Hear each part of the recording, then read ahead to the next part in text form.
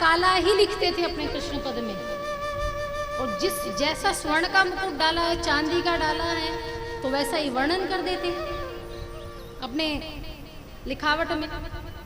तो गोस्वामियों के बच्चों को लगा कि ये शायद झूठ बोलता है, इसे दिखाई देता है, तो आज इसको परखा जाए। तो गोस्वामी के बच्चे थे, बड़े शरारती थे, तो उन्होंने क्या किया, जब उनकी बारी आई ठाकुर जी को स्नान करवाने की, द्वारिकाधीश को स्नान करवाने की, तो आज उन्होंने क्या किया, ठाकुर जी को वस्त्र नहीं पहनाई, बस एक माला पहनाई, जिन्होंने ठाकुर जी को यहां से लेके यहां तक नीचे हिस्से तक ढक के रखा। बस एकमात्र, ना कमली पहनाई, ना मुकुट पहनाया, ना कुंडल, ना अधर में मुरली, कुछ नहीं, बस खड़े ही सीधे। माला ने उनको ढक दिया। सूरदास जी आए, वीणा लेकर आए। तो आज गोस्वामियों के पुत्र थे, उन्होंने कहा महाराज आप तो मात्र देखने पर बता देते हैं ना, आपकी अंतर्दृष्टि है, आपके आंतरिक नेत्र हैं, कि जिसको खोलकर आप ये बता देते हैं कि आज हमारे द्वारिकाधीश का श्रृंगार कैसे हुआ है। आज बताइए कि हमारे द्वारिकाधीश दिखते कैसे हैं। तब सूरदास जी महाराज ने कहा कि क्या मुझे कोई दुपट्टा मिल जाएगा, दुपट्टा ओढ़ने वाला? बोले हाँ महाराज जरूर मिलेगा। गोस्वामी के बच्चे गए और दुपट्टा लेकर आए। तो सूरदास जी महाराज ने दुपट्टा ओढ़ लिया और 2 गज का घूंघट तान लिया। वो इतना बड़ा घूंघट ताना और शर्मा का, जैसे महिलाएं शर्माती एक पल्ला पकड़कर ऐसे, तो सूरदास जी ने भी ऐसे ही किया। सूरदास जी ने पल्ला पकड़ा और शर्माते हुए आंखें नीचे करके कहा आज हरि देखे नंगम नंगा, कि आज मैं अपने हरि को केवल नग्न देख रहा हूं, आज मेरे हरि ने वस्त्र नहीं पहने और मुझे लज्जा आ रही है, मुझे शर्म आ रही है। जितने भी वहां व्यक्ति खड़े थे सब आश्चर्य से रह गए।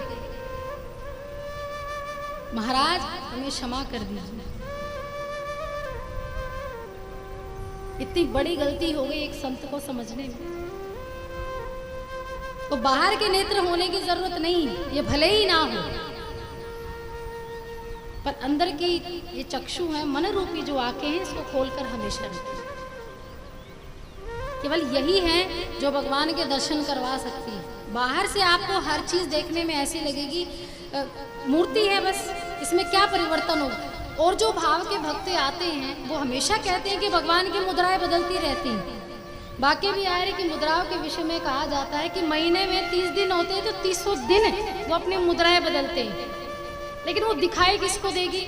जो प्रेम के वशीभूत है। बाकी तो जो मात्र देखने के लिए आते हैं उनको तो साधारण सा लगेगा।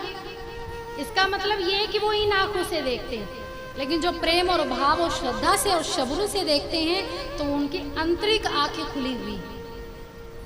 ये अर्थ होता है भाव का, कि जिसके अंदर की आंखें खुल जाए तो समझ लीजिए फिर उसी को चमत्कार दिखाई देते हैं। उसी को लगता है कि जो ये संसार ये कहता है कि भगवान नहीं होते, उसका कोई प्रमाण नहीं है। तो प्रमाण से तो भरा पड़ा है ये भारत, कदम कदम पर प्रमाण है होने के। विश्वनाथ जाओ, जगन्नाथ जी जाओ, केदारनाथ जाओ, कहाँ नहीं है। और सबसे बड़ा उदाहरण अगर भगवान के साक्ष्य का है, भगवान के होने का है, तो जगन्नाथ जी जाओ।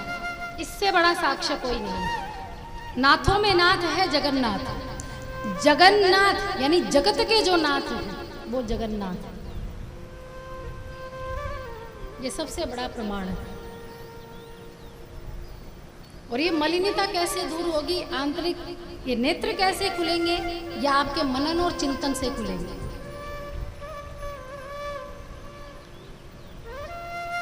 जो आप श्रवण कर रहे हैं श्रीमद् भागवत महापुराण को, वेदों को, शास्त्रों को, जो भी आप भगवान के प्रति जो आपको अच्छा लगे, जो आप चाहे, आपका मन ये कहे कि कुछ समय उसे दे देने चाहिए, जिसको अपना जीवन और मरण दोनों सुधारने हैं, केवल उसी की मलिनता दूर हो सकती है।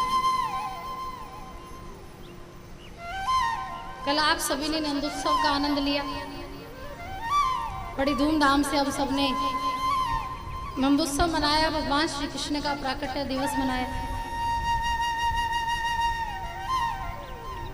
वसुदेव जी और देवकी, अगर आध्यात्मिक दृष्टि से देखा जाए तो वसुदेव कौन है और देवकी कौन है? हर चीज के, हर पात्र के दो पहलू होते हैं, एक होते हैं भाव का पहलू और एक होता है व्यक्तित्व। वसुदेव जी हैं हर प्राणी का मन, क्या है? मन। और देवकी है हर प्राणी की बुद्धि। जब मन और बुद्धि जब दोनों मिल जाती है तब भगवान मिलते हैं। जब मन और बुद्धि जब भगवान की राह पकड़ लेती है तो भगवान स्वयं उसके घर आते हैं। और ऐसा ही हुआ, जब देवकी और वसुदेव दोनों मिल गए तो सच्चिदानंद रूप यानी स्वरूप भगवान श्री कृष्ण का प्राकट्य हुआ। और वो हम जैसे साधारण नहीं थे, विश्व परमात्मा जो सबके पिता है।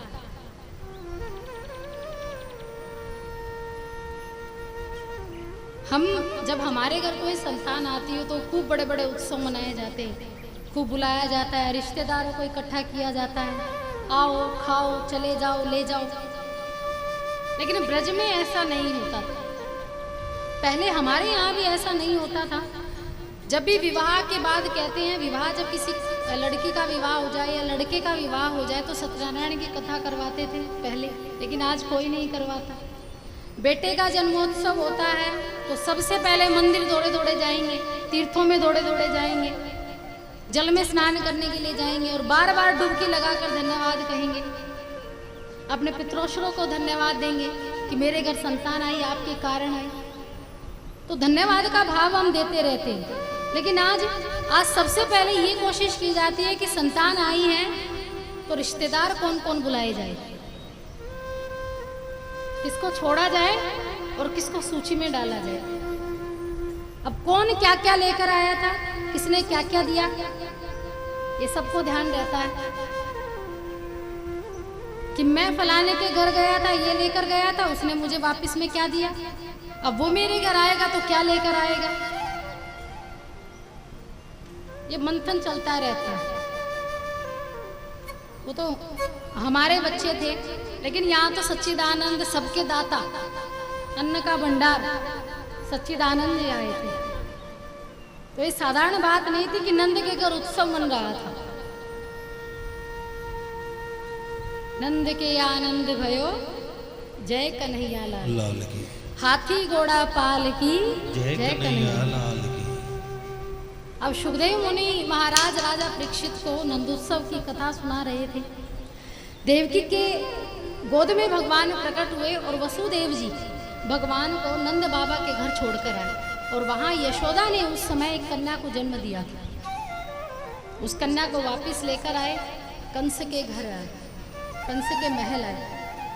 और कंस का अर्थ क्या है ब्रज की भूमि में? कंस का अर्थ ब्रज की भूमि में है कंसी हिंसायाम। कंसी हिंसायाम मतलब जो 24 घंटे में केवल हिंसा ही हिंसा करे वो कंस है। जिसकी बुद्धि केवल गलत कार्यों में लगी हो, गलत विचारों में लगी हो, वो कंस है। जो अत्याचार करता हो, पाप करता हो, वो कंस का प्रतीक है। इधर नंद बाबा के घर भगवान आए, भगवान का प्राकट्य दिवस बड़े उत्सव से मनाया गया। तो जैसे ही पता लगा कि यशोदा ने एक पुत्र को जन्म दिया है तो सभी ग्वाल वाले पूरा ब्रज दौड़कर, 84 कोस में ब्रज फैला हुआ है, पूरा 84 कोस का ब्रज दौड़ पड़ा यशोदा के घर कि आज यशोदा ने बुढ़ापे की अवस्था में लाला जाए। बुढ़ापे की अवस्था, तो चारों अवस्थाओं में सबसे चौथी अवस्था, बिल्कुल आखिरी अवस्था। नंद बाबा थे 80 साल के और यशोदा थी 85 साल की। आज भी ब्रज में जब भी बेटे की शादी की जाती है तो 5 साल बड़ी बहू लेकर आते हैं। ये सोचकर लाया जाता है कि बेटे से ज्यादा जिम्मेदारी बहू की होती है, और जितनी बड़ी उम्र होगी, जितनी ज़्यादा उम्र होगी, तो वो उतनी समझदार होगी और अनुभवी भी होगी। ये परंपरा है ब्रज की।